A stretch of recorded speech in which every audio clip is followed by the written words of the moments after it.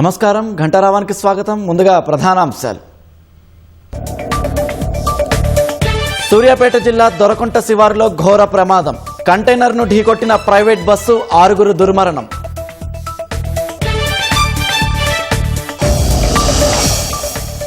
వేగంగా కొనసాగుతున్న ఎస్ఎల్బీసీ సొరంగం పనులు. జపాన్ నుంచి తెచ్చిన బూమర్తో జోరుగా తవ్వకాలు.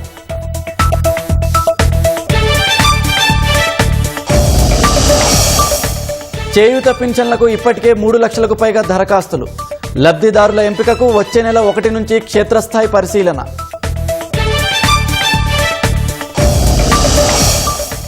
అధిష్టానం పరిధిలోకి కొండా సురేఖ చిన్నారెడ్డి వివాదం. క్రమశిక్షణ కమిటీ నివేదిక మీద ఏఐసీసీ నిర్ణయంపై ఉత్కంఠ.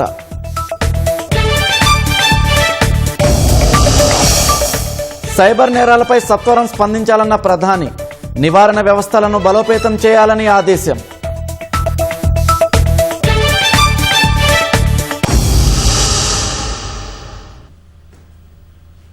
సూర్యాపేట జిల్లా కోదాడ మండలం దొరకుంట శివారులో ఘోర రోడ్డు ప్రమాదం 6 కబలించింది. నిద్రమత్తు, అతివేగం కొన్ని కుటుంబాల్లో చీకట్లు నింపింది. తెలతెలవారుతుండగా జరిగిన ప్రమాదంతో కొన్ని జీవితాలు తెల్లారిపోయాయి. సూర్యాపేట జిల్లాలో ఘోర రోడ్డు ప్రమాదం జరిగింది. కంటైనర్ను ప్రైవేట్ ట్రావెల్ బస్సు వెనక నుంచి ఢీకొట్టడంతో 6 అక్కడికక్కడే మృతి చెందారు. హైదరాబాద్ నుంచి ఏలూరు వెళ్తుండగా ఈ ప్రమాదం చోటు చేసుకుంది. ప్రమాదంలో మరికొందరికి తీవ్ర గాయాలయ్యాయి. క్షతగాత్రులను చికిత్స నిమిత్తం కోదాడ ప్రభుత్వ ఆసుపత్రికి తరలించారు.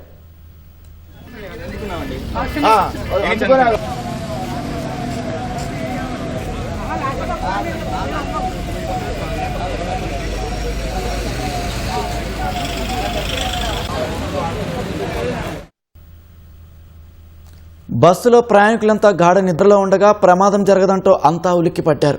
కంటైనర్ను అతివేగంతో ఢీకొట్టడం వల్ల ముందు భాగం నుజ్జునుజ్జు అయింది. ప్రమాద తీవ్రతను చూసి ప్రయాణికులు హాహాకారాలతో ఆ ప్రాంతమంతా విషాదమయంగా మారింది. సమాచారం అందుకున్న పోలీసులు సహాయక చర్యలు చేపట్టి క్షతగాత్రులను సమీప ఆసుపత్రికి తరలించారు.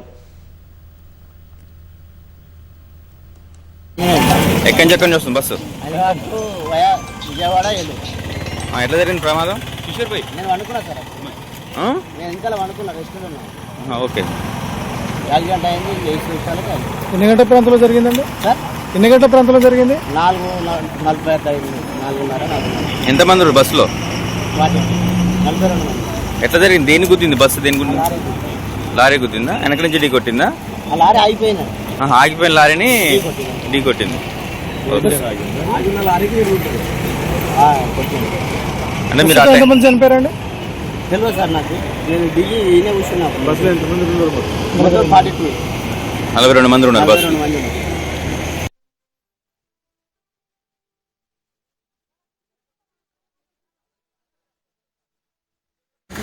అలా స్టార్ట్ చేసాం అన్నమాట. లక్నీకపూర్ నుంచి అక్కడ దారిలో మధ్యలో ఒక దగ్గర ఛార్జింగ్ స్టేషన్ దగ్గర ఛార్జింగ్ పెట్టారు. తర్వాత అక్కడి నుంచి స్టార్ట్ అయింది. అరౌండ్ 3 o'clock అప్పుడు మాకు తెలియదు, ఒక లారీ దాంతోపాటు స్టాండ్స్ ఉన్నవి దాంతో అంటే పార్క్ చేసి పెట్టాడు డివైడర్ మీద. అది తెలీదు, డ్రైవర్ చాలా స్పీడ్గా వెళ్ళాడు. సో అది వచ్చి దీనికి కొట్టడం వల్ల స్టాండ్స్ ఏవైతే ఉన్నాయో అవన్నీ విండోస్ నుంచి వెళ్ళి చాలామందికి హెడ్ దాకాయి అనమాట. సో ఆల్మోస్ట్ 6 members దాకా చనిపోయారు. మిగతా వాళ్ళు చాలామందికి ఇంజూరీ చేశారు. నాకైతే మైన్యూర్ చేశారు. మీరు ఎక్కడి నుంచి ఎక్కడికి వెళ్తున్నారు? హైదరాబాద్ నుంచి విజయవాడ వెళ్తున్నారు. విజయవాడ పోతున్నారు. ఓకే. అంటే మీరు ఆ టైంలో అందరూ నిద్రపోయి ఉండొచ్చా ప్రయాణికులంతా? It's almost 3 o'clock. 3 గంటలప్పుడు జరిగింది. Okay sir, thank you.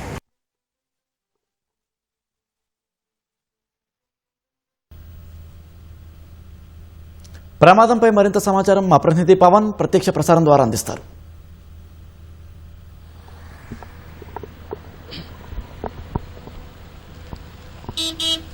Suryapet జిల్లా కోదాడ సమీపంలోని ద్వారకుంట జాతీయ రహదారిపై జరిగినటువంటి బస్సు ప్రమాదం తీవ్ర విషాదాన్ని నింపింది. ఈ ప్రమాదంలో మృతుల సంఖ్య 6కు చేరింది. ప్రమాదం జరిగినటువంటి సమయంలో బస్సులోనే అక్కడికక్కడే 5 మృతి చెందారు. ఆ తర్వాత మరొకరు మృతి చెందారు. అయితే హైదరాబాద్ నుంచి ఏలూరు వెళ్తున్నటువంటి ఈ బస్సు కోదాడ సమీపంలో ఉన్నటువంటి ద్వారకుంట వద్దకు రాగానే ముందున్నటువంటి డీసీఎం కంటైనర్ను ఢీకొట్టింది. ఈ ప్రమాదంలో 5 అక్కడికక్కడికే చనిపోయారు. అయితే తెల్లవారుజామున 5 గంటల సమయంలో ఈ ప్రమాదం ప్రమాదం జరిగింది. ముందున్నటువంటి DCM కంటైనర్లో ఇటు జర్మన్ షెడ్స్ కావచ్చు, అలాగే పరిశ్రమలకు సంబంధించి వాడేటువంటి ఇనుప రాడ్లు, ఇనుప పైపులకు సంబంధించిన మెటీరియల్ ఉంది. అయితే ఆ ఇనుప రాడ్లు, ఇనుప పైపులు ఏవైతే ఉన్నాయో ప్రమాదం జరిగిన తర్వాత బస్సు కిటికీ అద్దాలలోంచి లోపలికి చొచ్చుకెళ్లడంతో సీట్లలో కూర్చున్న వారి తలలకు కావచ్చు తీవ్ర గాయాలయ్యాయి. అలాగే ప్రమాదంలో కూడా కుదుపునకు గురై బస్సు ప్రమాదంలో కూడా ఇతరత్ర గాయాల పాలయ్యారు అందరూ. అయితే మొత్తం ప్రమాద సమయంలో బస్సులో 42 మంది ప్రయాణిస్తున్నారు. ఆ క్రమంలోనే 5గురు అక్కడికక్కడికే చనిపోయారు. అయితే గాయపడ్డ వారిని అందరినీ వెంటనే సమాచారం అందుకున్నటువంటి సహాయక బృందాలు, పోలీసులంతా కూడా వెంటనే కోదాడ ఆసుపత్రికి తరలించారు. ఆసుపత్రికి తరలించిన తర్వాత మరొకరు చనిపోయారు. అయితే వీళ్ళంతా కూడా హైదరాబాద్ నుంచి ఇటు విజయవాడ కావచ్చు, అలాగే హనుమాన్ జంక్షన్ కావచ్చు, గన్నవరం కావచ్చు, ఆ తర్వాత ఏలూరు కావచ్చు వెళ్తున్నటువంటి ప్రయాణికులే. దాదాపుగా విప్రో సర్కిల్ వద్దే రాత్రి సమయంలో దాదాపుగా 15 మంది విప్రో సర్కిల్ వద్ద ఎక్కారు ఈ బస్సు. ఆ తర్వాత IIT హైదరాబాద్ గచ్చిబౌలి దగ్గర మరొక 8 మంది ఎక్కారు. అలా నగరంలోని వివిధ ప్రాంతాల నుంచి మొత్తం 42 మంది ప్రయాణిస్తుండగా తెల్లవారుజామున ఈ ప్రమాదం జరిగింది. మరొక 9 గంటలకు ఈ బస్సు ఏలూరుకు చేరుకోవాల్సింది. అర్ధరాత్రి 12:30-1 గంట ప్రాంతంలో హైదరాబాద్ నుంచి బయలుదేరి వస్తున్న క్రమంలోనే మధ్యలో కూడా ఒక చోట ఆపి, ఇది ఎలక్ట్రిక్ బస్సు కావడంతో ఒక ఛార్జింగ్ పెట్టుకున్నారు. ఛార్జింగ్ పెట్టుకున్న తర్వాత తిరిగి బయలుదేరిన తర్వాత కోదాడ సమీపంలోకి వచ్చిన తర్వాత ఈ ప్రమాదం జరిగింది. అయితే ఇది ప్రైవేటు ట్రావెల్స్ AC బస్సు కావడంతో మొత్తం లోపల కర్టన్లన్నీ కూడా మూసివేసి ఉన్నాయి. ప్రమాదం జరిగిన సమయంలో అసలు ఏం జరుగుతుంది, ప్రమాదం ఎలా జరిగింది, ఏం ఢీకొట్టింది అనేటువంటి పరిస్థితి కూడా అందులో ఉన్నటువంటి ప్రయాణికులకు తెలియలేదు. ఒక్కసారిగా కుదుపునకు గురి కావడంతో ఆందోళనకు గురయ్యారు. వారిలో తీవ్ర గాయాలే. అయితే చనిపోయిన 6గురులో కూడా 5గురు మహిళలే ఉన్నారు, ఒకరు పురుషులు ఉన్నారు. అయితే వీరిలో 3 పేర్లు ఇప్పటికీ మనకు వివరాలు తెలిసాయి. వారిలో మేరీ, జోష్న, అలాగే చిన్ని, అలాగే నాగేంద్ర బాబు. వీళ్ళిద్దరు కూడా అంటే ఈ జోష్న చందానగర్లో ఎక్కింది, విజయవాడ వెళ్తూ ఉంది. అలాగే మన నాగేంద్ర బాబు కూడా విజయవాడ వెళ్తున్నారు. వీళ్ళిద్దరు కూడా చనిపోయారు. ఇంకొక చిన్ని అనే మహిళ కూడా చనిపోయింది. అయితే ప్రస్తుతం ఈ ఘటనపై జిల్లా మంత్రి ఉత్తమ్ కుమార్ రెడ్డి కూడా దిగ్భ్రాంతి వ్యక్తం చేశారు. క్షతగాత్రులకు మెరుగైన వైద్య సౌకర్యాలు అందించాలని అధికారులను ఆదేశించారు. ఈ నేపథ్యంలో ఇటు జిల్లా SP కావచ్చు, జిల్లా కలెక్టర్ కావచ్చు, కోదాడ ప్రభుత్వ ఆసుపత్రికి వద్దకు వెళ్ళి బాధితులకు అందుతున్నటువంటి వైద్యం గురించి అడిగి తెలుసుకుంటున్నారు. అయితే ఘటన సమయంలో డ్రైవర్ అతివేగంతో పాటు కొంత నిద్రమత్తు కూడా కారణం ఉండేయచ్చని పోలీసులు భావిస్తున్నారు. అయితే బస్సులో ఉన్న ప్రయాణికులు మాత్రం ప్రమాద సమయంలో అంతకంటే ముందే అలా DCM కంటైనర్ ప్రమాదానికి గురై డివైడర్ మీద సగం, అలాగే రోడ్డు మీద సగం ఉండి ఆగిపోయి ఉంది. ఆగున్నటువంటి DCM కంటైనర్ని బస్సు డ్రైవర్ అతివేగంతో వెళ్ళి ఢీకొట్టడంతో ఈ ప్రమాదం జరిగిందని అందులో ఉన్నటువంటి ప్రయాణికులు చెప్తున్నారు. అయితే ఘటనా స్థలాన్ని సందర్శించినటువంటి జిల్లా SP నరసింహ మాత్రం ప్రమాదానికి కారణాలపై ఆరా తీస్తున్నాము, విచారణ చేస్తున్నాము. ఘటనకు సంబంధించి ప్రమాదం జరిగిన సమయంలో DCM అప్పటికే అక్కడ ఆగి ఉందా, లేదా ఈ ప్రమాదం వల్లే అక్కడ ఆగిపోయిందా ఏంటనే వివరాలు కూడా మేము చూస్తున్నామని చెప్పి ఆయన చెప్పడం జరిగింది. అయితే ఈ ఘటన జరిగిన తర్వాత బస్సు డ్రైవర్ మల్లికార్జున్ గాయాల అక్కడి నుంచి పరారయ్యారు. అలాగే ఆ DCMకు సంబంధించినటువంటి కంటైనర్కు సంబంధించినటువంటి డ్రైవర్ కూడా అక్కడ లేడు. అయితే బస్సును నడుపుతున్నటువంటి డ్రైవర్తో పాటు ఇంకొక సహాయ డ్రైవర్ కూడా ఉంటారు. ఆ రెండో డ్రైవర్ ఆ సమయంలో బస్సులో నిద్రిస్తున్నట్టుగా తెలుస్తుంది. ఆయన మాత్రం పోలీసుల అదుపులోనే ఉన్నాడు. బస్సు నడిపినటువంటి డ్రైవర్ మాత్రం పరారీలో ఉన్నారు. ప్రస్తుతం ఘటనపై విచారణ కొనసాగుతుంది. ఉదయం 9 గంటలకైతే ఏలూరు చేరుకోవాల్సింది బస్సు. తమ ప్రియమైన వారు ఇళ్లకు వస్తారని ఆశగా ఎదురు చూస్తున్నటువంటి కుటుంబ సభ్యులకు ప్రమాద వివరాలు తెలియడంతో శోకసంద్రంలో మునిగిపోయినటువంటి పరిస్థితి ఉంది. అయితే క్షతగాత్రులను వెంటనే అక్కడి నుంచి కోదాడ ఆసుపత్రికి తరలించారు. అక్కడి నుంచి పరిస్థితి విషమంగా ఉన్న వారిని అక్కడి నుంచి కొంతమందిని ఖమ్మం వైపున కానీ ఇతర పెద్ద ఆసుపత్రులకు తరలించినటువంటి పరిస్థితి ఉంది. మరికొంతమంది బస్సులో ఉన్నటువంటి ఇతర బంధువులు ఎవరైతే ఉంటారో వాళ్ళు స్థానికంగా కావచ్చు, ఇతర ప్రాంతాల్లో ఉన్నటువంటి ప్రైవేట్ ఆసుపత్రులకు కూడా తరలించారు. సో ప్రస్తుతం 6 మృతదేహాలు అయితే కోదాడ ప్రభుత్వ ఆసుపత్రిలో ఉన్నాయి. వారికి సంబంధించినటువంటి పూర్తి వివరాలు పోలీసులు అధికారులు తెలుసుకుంటున్నారు. వారికి సంబంధించినటువంటి బంధువులకు కూడా సమాచారం చేరవేశారు. సో వాళ్ళు కూడా ఏపీలోని ఇటు విజయవాడ కావచ్చు, అలాగే ఏలూరు కావచ్చు, ఈ ప్రాంతాల నుంచి అయితే ఇప్పుడే వాళ్ళంతా ఇక్కడికి చేరుకుంటున్నటువంటి పరిస్థితి ఉంది. ప్రస్తుతం సహాయక చర్యలు అయితే పూర్తయ్యాయి. వీళ్ళందరినీ వివిధ ఆసుపత్రులకు తరలించారు. ప్రస్తుతం 6 మృతదేహాలు కూడా కోదాడ ప్రభుత్వ ఆసుపత్రిలో ఉన్నాయి. వాటికి పోస్ట్ మార్టం చేసిన తర్వాత ఆ మృతదేహాలను పోలీసులు వారి బంధువులకు అప్పగించనున్నారు.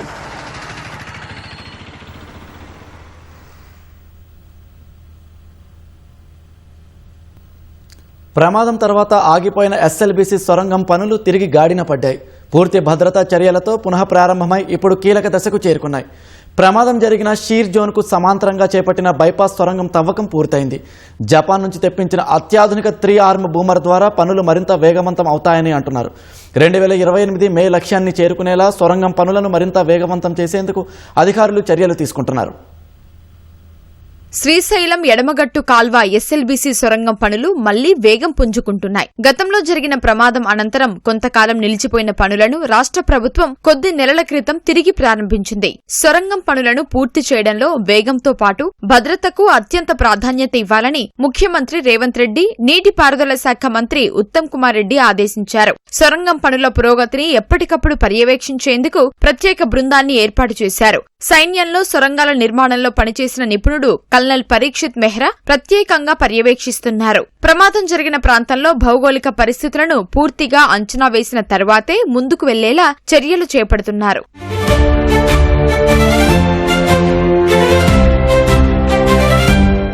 National geophysical research institute NGRI ఆధ్వర్యంలో హెలిబోర్న్ సర్వే నిర్వహించారు. సర్వే ద్వారా గుర్తించిన భౌగోళిక పరిస్థితులు, రాతి పొరలు, షీర్ జోన్లకు అనుగుణంగా తవ్వకాలు చేపడుతున్నారు. చీఫ్ ఇంజనీర్ శ్రీనివాసరెడ్డి, ఇంజనీర్లు తగిన జాగ్రత్తలు తీసుకుని పనులు సాఫీగా సాగేలా చూస్తున్నారు. గతంలో ప్రమాదం జరిగిన ప్రాంతానికి సమాంతరంగా తవ్విన బైపాస్ టన్నెల్ పనులు పూర్తయ్యాయి. ప్రధాన సొరంగం పనులు ప్రమాదం జరిగిన ప్రాంతాన్ని దాటి ముందుకు సాగుతున్నాయి. షీర్ జోన్ ప్రాంతంలో సుమారు 12 మీటర్ల మేర తవ్వకానికి దాదాపు 20 రోజుల సమయం పట్టింది. ఆ తర్వాత మరో 3.5 మీటర్ల మేర తవ్వకం పూర్తయింది. ప్రస్తుతం గట్టి రాతి ప్రాంతం ఎదురవుతూ ఉండడంతో పనులు కొంత సులభంగా సాగుతున్నాయని ఇంజనీర్లు చెబుతున్నారు. ప్రమాదం తర్వాత ఇప్పటి వరకు సుమారు 500 మీటర్ల మేర సొరంగం తవ్వకం పూర్తయింది. ఇంకా దాదాపు 9.2 కిలోమీటర్ల సొరంగం తవ్వాల్సి ఉంది.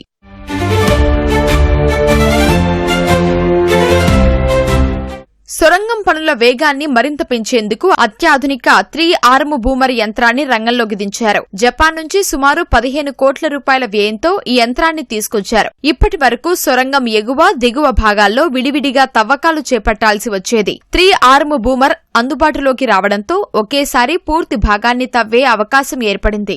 సుమారు 10 మీటర్ల వ్యాసంతో సొరంగం తవ్వే సామర్థ్యం ఈ యంత్రానికి ఉంది. సోమవారం రాత్రి నుంచే 3 ఆర్మ్ బూమర్తో తవ్వకం ప్రారంభించారు. ఇప్పటి వరకు అవుట్లెట్ వైపు నుంచి పనులు సాగగా తాజాగా ఇన్లెట్ వైపు నుంచి తవ్వకాలు ప్రారంభమయ్యాయి. ఇరువైపులా కలిపి రోజుకు సుమారు 17 మీటర్ల మేర సొరంగం తవ్వాలని అధికారులు లక్ష్యంగా పెట్టుకున్నారు. పనుల వేగాన్ని కొనసాగించేందుకు మరో 3 ఆర్మ్ బూమర్ను సెప్టెంబర్ నెలాఖరు నాటికి అందుబాటులోకి రానుంది. అత్యవసర పరిస్థితుల్లో ప్రత్యామ్నాయంగా ఉపయోగించేందుకు 3వ బూమర్కు ఆర్డర్ ఇచ్చారు. ఎస్ఎల్బీసీ సొరంగం పనులను 2028 మే నాటికి పూర్తి చేయాలన్నది ప్రభుత్వ లక్ష్యం. సీఎం రేవంత్ రెడ్డి, మంత్రి ఉత్తమ్ కుమార్ రెడ్డి ఆదేశాలకు అనుగుణంగా పనులను వేగవంతం చేస్తున్నారు. 3 ఆర్మ్ బూమర్ల వినియోగం పెరగడంతో ఇకపై తవ్వకాల వేగం మరింత పెరుగుతుందని ఇంజనీర్లు అంచనా వేస్తున్నారు.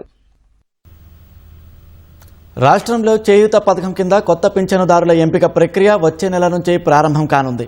పెన్షన్ దరఖాస్తులకు గడువు ఈ నెలాఖరుతో ముగుస్తుండగా సెప్టెంబర్ 1 నుంచి క్షేత్రస్థాయి పరిశీలన నిర్వహించాలని రాష్ట్ర పేదరిక నిర్మూలన సంస్థ అన్ని జిల్లాల అధికారులకు ఆదేశాలిచ్చింది. అర్హత కలిగిన వారందరికీ పెన్షన్ సాయం అందేలా ఎంపిక చేయాలని, తండాలు, గూడేలు, మారుమూల ప్రాంతాలకు చెందిన దరఖాస్తుదారులపై ప్రత్యేక దృష్టి సారించాలని నిర్దేశించింది. కొత్త పెన్షన్ల కోసం ఈ నెల 9 నుంచి దరఖాస్తుల ప్రక్రియ మొదలైంది. మంగళవారం వరకు 3,03,066 మంది అర్జీలు పెట్టుకున్నారు. ఇంకా 6 రోజుల గడువు ఉండగా మరో 2 లక్షల దరఖాస్తులు వస్తాయని సెర్ప్ అంచనా వేస్తోంది. రాష్ట్ర ప్రభుత్వం 2.5 లక్షల మందికి కొత్తగా పెన్షన్లు ఇవ్వాలని సెర్ప్ సంస్థకు ఆదేశాలిచ్చింది. ఈ మేరకు గ్రామాల్లో పంచాయతీ కార్యదర్శులు, పట్టణాల్లో బిల్ కలెక్టర్లు, వార్డు అధికారులు క్షేత్రస్థాయిలో పరిశీలన నిర్వహిస్తారు.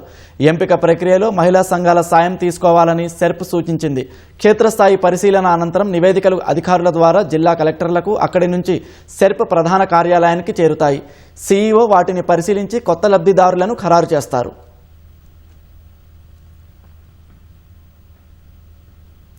ఎల్నినో ప్రభావం దృష్ట్యా పంట మార్పిడి విధానాలపై రైతులను చైతన్యపరిచి సాగుకు అనుసరించాల్సిన నూతన విధానాలపై దృష్టి సారించాలని జిల్లా కలెక్టర్లను సిఎస్ సంజయ్ జాజు ఆదేశించారు. వాతావరణ పరిస్థితులను నిరంతరం పర్యవేక్షిస్తూ అవసరమైన చోట తక్షణ చర్యలు చేపట్టాలని జిల్లా పాలనాధికారులకు దిశానిర్దేశం చేశారు. రాష్ట్రంలో సీజనల్ పరిస్థితులు, నీట్ పీజీ ప్రవేశ పరీక్ష, పర్యాటక ప్రాంతాల అభివృద్ధిపై కలెక్టర్లతో సీఎస్ వీడియో కాన్ఫరెన్స్ నిర్వహించారు. వర్షాభావ పరిస్థితులను దృష్టిలో ఉంచుకొని రూపొందించిన ప్రత్యామ్నాయ పంటల ప్రణాళికను సమర్థవంతంగా అమలు చేసేందుకు తగిన చర్యలు చేపట్టాలన్నారు. తక్కువ నీటి అవసరం ఉండే ప్రస్తుత వాతావరణ పరిస్థితులకు అనుకూలమైన పంటలను సాగు చేసేలా రైతులకు నిరంతరం అవగాహన కల్పించాలని సూచించారు. పప్పు ధాన్యాలు, నూనె గింజలు, కూరగాయలు, ఉద్యాన పంటల సాగును ప్రోత్సహించేందుకు క్షేత్రస్థాయిలో అవగాహన కార్యక్రమాలు నిర్వహించాలని జిల్లా కలెక్టర్లు, వ్యవసాయ శాఖ అధికారులను సీఎస్ ఆదేశించారు. ఈ నెల 30న జరగనున్న నీట్ పీజీ ప్రవేశ పరీక్ష ఏర్పాట్లను సమీక్షించారు. పరీక్షా కేంద్రాల వద్ద అవసరమైన మౌలిక సదుపాయాలు కల్పించాలని సూచించారు. తెలంగాణ టూరిజం 2047 పాలసీలో భాగంగా రాష్ట్రంలోని పర్యాటక ప్రాంతాలను మరింత అభివృద్ధి చేసి దేశ విదేశీ సందర్శకులను ఆకర్షించే చర్యలు చేపట్టాలని పేర్కొన్నారు. రాష్ట్రంలో గుర్తించిన 27 స్పెషల్ టూరిజం ప్రదేశాలను మరింత అభివృద్ధి చేయాలన్నారు. వీడియో కాన్ఫరెన్స్లో ఉన్నతాధికారులు వాణి ప్రసాద్, క్రిస్టినా, సురేంద్రమోహన్, మహేష్ భగవత్, ఇతర ఉన్నతాధికారులు పాల్గొన్నారు.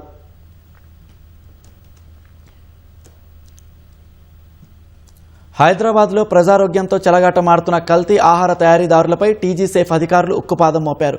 భాగ్యనగర వ్యాప్తంగా పలు స్వీట్ షాపులు, సెంట్రల్ కిచెన్లు, రిటైల్ తయారీ యూనిట్లపై ఫుడ్ సేఫ్టీ అధికారులు, పోలీసులు సంయుక్తంగా ఆకస్మిక తనిఖీలు చేపట్టారు. ఈ ప్రత్యేక డ్రైవ్లో భారీగా నిబంధనల ఉల్లంఘనలు బయటపడ్డాయి. 16 ప్రత్యేక బృందాలు ఏకకాలంలో తనిఖీలు నిర్వహించారు. పలు యూనిట్లలో కనీస పరిశుభ్రత పాటించకపోగా వంటగదుల్లో బొద్దింకలు, ఎలుకల బెడద ఉన్నట్లు గుర్తించారు. ఫంగస్ సోకిన, కుళ్లిపోయిన కూరగాయలను వంటల తయారీకి ఉపయోగిస్తున్నట్లు తేలింది. అలాగే గడువు ముగిసిన ఆహార పదార్థాలను కూడా నిల్వ ఉంచారని తేల్చారు. FSSAI లేబులింగ్, డిస్ప్లే నిబంధనలు పాటించకపోవడంతో పాటు ప్యాకేజింగ్లోనూ తీవ్ర లోపాలున్నట్లు తేలింది. అంతేకాకుండా ఉత్పత్తులపై వినియోగదారులను తప్పుదోవ పట్టించేలా మోసపూరిత ప్రకటనలు చేస్తున్నట్లు అధికారులు గుర్తించారు. 15 టన్నుల ఆహార పదార్థాలను సీజ్ చేయగా వాటి విలువ 30 లక్షలు ఉంటుందని అధికారులు అంచనా వేశారు. నిబంధనలు పాటించని యూనిట్లకు 12 ఇంప్రూవ్మెంట్ నోటీసులు, తీవ్రమైన ఉల్లంఘనలకు పాల్పడిన యజమానులకు 4 షోకాజ్ నోటీసులు జారీ చేశారు. సాగునీటి ప్రాజెక్టుల భూసేకరణ, పునరావాసం, అటవీ అనుమతుల సమస్యలకు శాశ్వత పరిష్కారం చూపేందుకు రాష్ట్ర ప్రభుత్వం యుద్ధ ప్రాతిపదికన చర్యలు చేపట్టిందని మంత్రి ఉత్తమ్ కుమార్ రెడ్డి పేర్కొన్నారు. ఇందుకోసం ఈ ఆర్థిక సంవత్సరంలో 6,000 కోట్లు ప్రత్యేకంగా ఇచ్చేందుకు సిద్ధంగా ఉన్నామని ఆయన వెల్లడించారు. జిల్లా కలెక్టర్లు, చీఫ్ ఇంజనీర్లు, నీటిపారుదల, రెవెన్యూ శాఖల ఉన్నతాధికారులతో దృశ్య మాధ్యమ సమీక్ష నిర్వహించిన మంత్రి ప్రాజెక్టుల భూసేకరణ, R&R, అటవీ అనుమతులు, పరిహారం చెల్లింపులు, పెండింగ్ ప్రక్రియలపై ఆరా తీశారు. భూసేకరణ సమస్యలపై ప్రత్యేకంగా దృష్టి సారించామని తెలిపారు. నిధులు ఎన్ని అవసరమైనా ప్రభుత్వం తక్షణమే సమకూర్చేందుకు సిద్ధంగా ఉందని, అధికారులు ప్రక్రియను పూర్తి చేసి టోకెన్లు సమర్పించాలని మంత్రి స్పష్టం చేశారు. పెండింగ్ ప్రక్రియలను రాబోయే నెలన్నర వ్యవధిలో గణనీయంగా పూర్తి చేయాలన్నది ప్రభుత్వ లక్ష్యమని ఉత్తమ్ పేర్కొన్నారు. జిల్లా భూసేకరణ కార్యాలయాలకు చేరిన నిధులను అర్హులైన లబ్ధిదారుల బ్యాంకు ఖాతాలకు వెంటనే బదిలీ చేయాలని ఆదేశించారు. ఆర్డీఓలు, తహసీల్దార్లు, భూసేకరణ అధికారులు, నీటిపారుదల ఇంజనీర్ల మధ్య తలెత్తే సమస్యలను వెంటనే పరిష్కరించాలని నిర్దేశించారు. గౌరవెల్లి ప్రాజెక్టుపై వారం తర్వాత ప్రత్యేక సమీక్ష నిర్వహిస్తామన్నారు. బస్వాపూర్ రిజర్వాయర్లో నీటిని నిల్వ చేసే అంశాన్ని పరిశీలించాలని మంత్రి సూచించారు.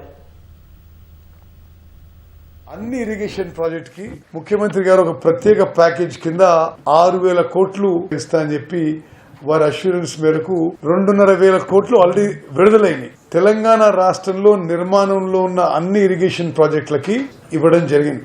అందరూ జిల్లా కలెక్టర్లు రాష్ట్రంలో ఇరిగేషన్ చీఫ్ ఇంజనీర్తో ఒక వీడియో కాన్ఫరెన్స్ పెట్టి మరి రాష్ట్ర వ్యాప్తంగా ఇరిగేషన్ ప్రాజెక్టులు త్వరితగతిన పూర్తి చేయడానికి మీకు వస్తున్న నిధులు కూడా ల్యాండ్ లూజర్ ఫార్మర్స్ కి అండ్ ఎవరికైతే పోవాలనో చివరి లబ్ధిదారికి చేరే విధంగా చర్యలు తీసుకోవాలని ఇరిగేషన్ డిపార్ట్మెంటు, రెవెన్యూ డిపార్ట్మెంటు, జిల్లా కలెక్టర్లు, ఇంజనీర్లు, చీఫ్ ఇంజనీర్లు అందరం కూడా ముందుకు పోయే విధంగా ఒక ప్రణాళికబద్ధంగా ముందుకు పోదామని చెప్పి ఈరోజు నిర్ణయం తీసుకున్నాం. ఇందిరమ్మ ఇల్లు పూర్తి చేసి చివరి బిల్లు కోసం ఎదురు చూస్తున్న లబ్ధిదారులకు రాష్ట్ర ప్రభుత్వం శుభవార్త చెప్పింది. మార్చి వరకు ఇళ్ల నిర్మాణం పూర్తి చేసిన లబ్ధిదారులకు 185 కోట్ల రూపాయలను విడుదల చేసింది. లబ్ధిదారుల ఖాతాలో 2 రోజుల్లో డబ్బులు జమ కానున్నాయి. కేంద్రం నుంచి నిధులు ఇంకా రాకపోవడంతో రాష్ట్ర ప్రభుత్వమే విడతల వారీగా ఇవ్వాలని నిర్ణయం తీసుకున్నారు. ఇందిరమ్మ ఇళ్ల చివరి బిల్లు కూడా రాష్ట్ర ప్రభుత్వమే చెల్లించనుంది. కేంద్ర ప్రభుత్వం నుంచి నిధుల విడుదలలో జాప్యం అవుతున్నందున విడతల వారీగా డబ్బులు విడుదల చేయనుంది. మార్చి నెలాఖరు వరకు ఇల్లు పూర్తి చేసిన లబ్ధిదారుల్లో 16,000 మందికి చివరి బిల్లు కోసం 185 కోట్ల రూపాయలు విడుదల చేసింది. 2 రోజుల్లో లబ్ధిదారుల ఖాతాల్లో డబ్బులు జమ కానున్నట్లు హౌసింగ్ బోర్డు అధికారులు తెలిపారు. ఇందిరమ్మ ఇళ్ల పథకంలో భాగంగా మొదటి విడతలో గ్రేటర్ హైదరాబాద్ మినహా రాష్ట్ర వ్యాప్తంగా 3,22,000 ఇళ్లు మంజూరయ్యాయి. వారిలో సుమారు 1,00,000 మంది ఇళ్ల నిర్మాణాలు పూర్తి చేశారు. ఇందిరమ్మ ఇళ్ల పథకంలో భాగంగా 4 విడతల్లో 5 లక్షల రూపాయలను లబ్ధిదారులకు చెల్లిస్తోంది. పునాది దశ, గోడల నిర్మాణం, ఆర్సీసీ, ఇంటి నిర్మాణం పూర్తి ఇలా 4 దశల్లో నిధులు విడుదల చేస్తోంది. ఇప్పటి వరకు 3 విడతల్లో డబ్బులు లబ్ధిదారుల ఖాతాలో జమ చేసిన ప్రభుత్వం తుది విడత నిధులు చెల్లించాల్సి ఉంది. అయితే కేంద్ర ప్రభుత్వం నుంచి నిధులు వచ్చిన తర్వాత చివరి బిల్లు విడుదల చేయాలని సర్కారు భావించింది. పీఎం ఆవాస్ యోజన పథకం ద్వారా కేంద్రం నుంచి నిధులు ఇవ్వాలని రాష్ట్ర ప్రభుత్వం కోరింది. ప్రధానమంత్రి ఆవాస్ యోజన నిబంధనలకు అనుగుణంగా అర్హతలు, దరఖాస్తులు, వెరిఫికేషన్ ప్రక్రియ పూర్తి చేసి కేంద్రానికి నివేదిక పంపింది. పట్టణ ప్రాంతాల్లో 1.5 లక్షల రూపాయలు, గ్రామీణ ప్రాంతాల్లో 72,000 రూపాయలు కేంద్రం చెల్లించాల్సి ఉంది. గ్రామీణ ప్రాంతాల్లో కేంద్ర ప్రభుత్వ పథకం కింద నిధులు విడుదల ఆలస్యమైంది. కేంద్రం ఇచ్చే 72,000కు మరో 28,000 రూపాయలు కలిపి చివరి బిల్లు 1,00,000 రూపాయలు చెల్లించాలని ప్రభుత్వం నిర్ణయించింది. ఇందిరమ్మ ఇళ్లకు నిధులు విడుదల చేయాలని కేంద్రాన్ని ప్రభుత్వం పలుమార్లు విజ్ఞప్తి చేసింది. కేంద్రం నిధుల విడుదలలో జాప్యం, మరోవైపు లబ్ధిదారుల నుంచి ఒత్తిడి పెరగడంతో రాష్ట్ర ప్రభుత్వమే నిధులు విడుదల చేయాలని నిర్ణయించింది. ఇప్పటికైనా కేంద్రం నుంచి నిధులు వస్తే మిగతా వారికి బిల్లులు చెల్లించాలని ప్రభుత్వం ఎదురు చూస్తోంది. మంత్రి కొండా సురేఖ ప్రణాళిక సంఘం ఉపాధ్యక్షుడు చిన్నారెడ్డి వ్యవహారం కాంగ్రెస్ అధిష్టానం పరిధిలోకి వెళ్లింది. పీసీసీ క్రమశిక్షణ కమిటీ నివేదిక ఇవ్వడంతో ఏఐసీసీ ఎలాంటి నిర్ణయం తీసుకుంటుందనేది ప్రస్తుతం ఉత్కంఠ నెలకొంది. కొండా సురేఖ, చిన్నారెడ్డి పార్టీకి నష్టం కలిగించేలా వ్యవహరించారని, వారిని పదవుల నుంచి తప్పించాలని కమిటీ నివేదించినట్లు తెలుస్తోంది. అధిష్టానం నిర్ణయం తీసుకునే వరకు కొండా సురేఖ, చిన్నారెడ్డి వేచి చూస్తారా లేదా ముందే ఏదైనా నిర్ణయం తీసుకుంటారా అనే చర్చ కాంగ్రెస్ వర్గాల్లో నడుస్తోంది.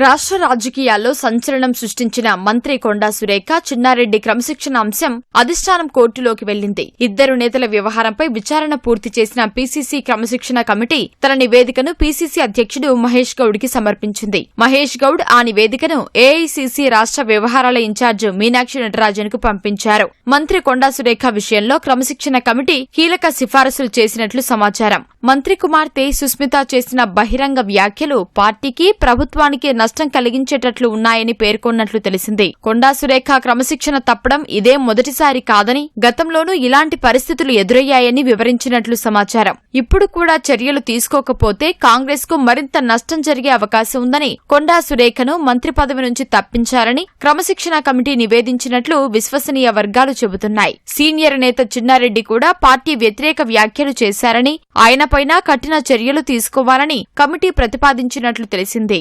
పీసీసీ క్రమశిక్షణ కమిటీ నివేదిక ఏఐసీసీకి చేరడంతో ఇప్పుడు తుది నిర్ణయం కాంగ్రెస్ అధిష్టానం చేతుల్లోకి వెళ్లింది. ఇద్దరు నేతలపై ఎలాంటి చర్యలు తీసుకోవాలనే అంశంపై ఏఐసీసీ నిర్ణయం తీసుకోనుంది. ఏఐసీసీ నిర్ణయం వెలువడక ముందే కొండా సురేఖ, చిన్నారెడ్డి తమ రాజకీయ భవిష్యత్తుపై ఏదైనా నిర్ణయం తీసుకుంటారా లేక అధిష్టానం నిర్ణయం కోసం వేచి చూస్తారా అనే అంశంపై కాంగ్రెస్ లో ఆసక్తికర చర్చ జరుగుతోంది. ఇద్దరు సీనియర్ నేతలపై క్రమశిక్షణ కమిటీ చేసిన సిఫారసులు అమలైతే తెలంగాణ కాంగ్రెస్ లో కీలక పరిణామంగా మారే అవకాశం ఉందని పార్టీ వర్గాలు అంచనా వేస్తున్నాయి. దేశవ్యాప్తంగా పెరుగుతున్న డిజిటల్ అరెస్ట్ ఘటనలపై ప్రధాని నరేంద్ర మోదీ మరోసారి ఆందోళన వ్యక్తం చేశారు. శిక్షణ, అవగాహన, విద్యతో సైబర్ నేరాల నివారణ వ్యవస్థను బలోపేతం చేయాలని అధికారులకు సూచించారు. ప్రధాని అధ్యక్షతన జరిగిన ప్రగతి 53వ సమావేశంలో డిజిటల్ అరెస్టు కేసులు, పలు కీలక ప్రాజెక్టులపై సమీక్ష నిర్వహించారు. సైబర్ నేరాల కొత్త పద్ధతులను గుర్తించి వేగంగా స్పందించేందుకు సంబంధిత సిబ్బంది సామర్థ్యాన్ని ఎప్పటికప్పుడు పెంచాలని మోదీ దిశానిర్దేశం చేశారు. 9 రాష్ట్రాల్లో 30,000 కోట్లతో చేపడుతున్న రైల్వే, రోడ్లు, విద్యుత్ రంగాల్లోని 6 కీలక మౌలిక సదుపాయాల ప్రాజెక్టులపై సమీక్ష నిర్వహించారు. ప్రాజెక్టులను విడివిడిగా కాకుండా సమగ్ర ప్రాజెక్టుగా పరిగణించి నిరంతరం పర్యవేక్షించాలని కోరారు. నిర్మాణంలో జాప్యం జరిగితే ఖర్చు పెరగడమే కాకుండా సామాన్యులకు అందాల్సిన ప్రయోజనాలు కూడా ఆలస్యమవుతాయని ఆయన స్పష్టం చేశారు. ప్రాజెక్టులను సకాలంలో పూర్తి చేయడానికి ఆయా మంత్రిత్వ శాఖలు, రాష్ట్ర ప్రభుత్వాలు ఎండ్ టు ఎండ్ విధానాన్ని అవలంబించాలని ఆదేశించారు. వ్యవసాయ రంగంలో టెక్నాలజీ వాడకాన్ని ఎక్కువ ఉపయోగించాలన్న మోదీ పంట ప్రణాళిక దశ నుంచి ప్రాసెసింగ్ వరకు ఏఐను సమర్థవంతంగా వినియోగించుకోవాలని సూచించారు.